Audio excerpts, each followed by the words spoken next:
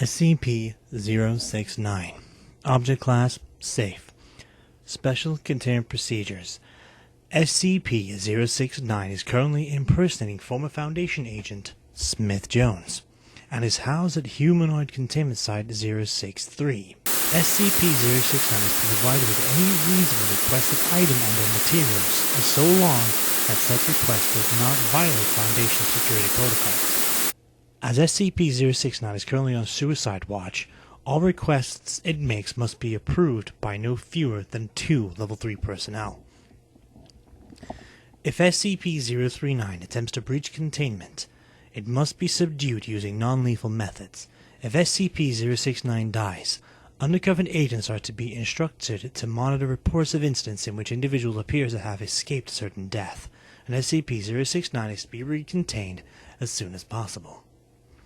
Please note, despite the fact that SCP-069 is identical in all ways to Agent Smith, it remains an active SCP in containment, and is not to be treated as a Foundation employee.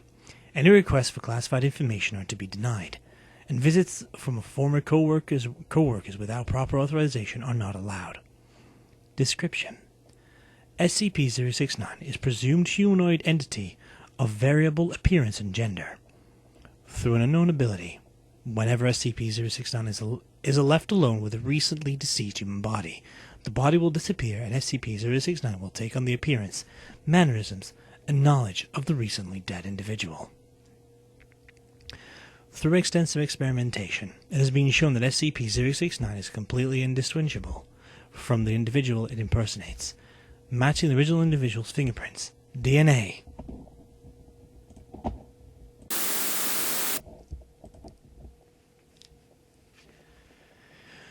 with nearly perfect precision. SCP-069 retains no knowledge of its abilities or former impersonations. SCP-069 responds normally to injury and pain, but if killed, will rapidly decay into dust regardless of any preservation attempts. SCP-069 will then re-emerge at the site of the most recent human death. There is no known maximum range to this effect, and so far has been observed in jumps of up to 675 kilometers. SCP-069 can impersonate a single individual indefinitely. However, it will gain an overriding urge to get their life in order, including, but not limited to, resolving any outstanding financial or personal obligations, visiting extended family, updating their will and testament, and other acts of closure. When questioned, SCP-069 professes no driving motivation other than a desire to straighten out their lives in the event of unforeseen injury or death. SCP-069 first came to the Foundation's attention on the 1st of the 6th, 1992, following reports of one John Mason, a Detroit City firefighter, who miraculously emerged alive from a free alarm building fire in which 2 other firefighters and 11 civilians perished. Undercover agents attached to the local authorities were notified of a possible SCP when reports emerged that the firefighters' equipment had been damaged beyond recognition, and that it had been deemed nearly impossible for the firefighter to emerge unscathed. Approximately 3 weeks later, then presumed John responded to another large-scale building fire, during which he entered a smoke-filled room alone and was never found. A single civilian was rescued from the building, again nearly unharmed despite the heavy smoke reported within the building.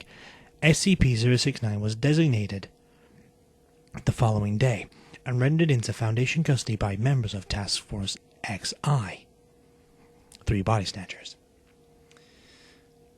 Addendum 06901.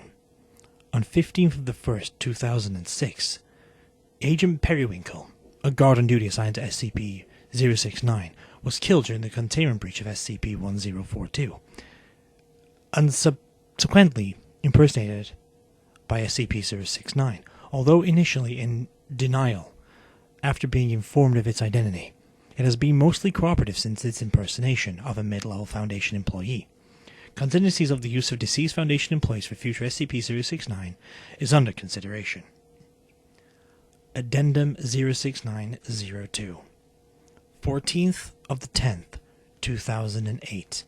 SCP-069 attempted to commit suicide after a junior researcher accidentally informed it that the family of Agent Jones had been told that Agent Frank was dead, and of their subsequent reactions due to the massive cost of possibly having to recontain SCP-069. Strict suicide watch measures are to be implemented.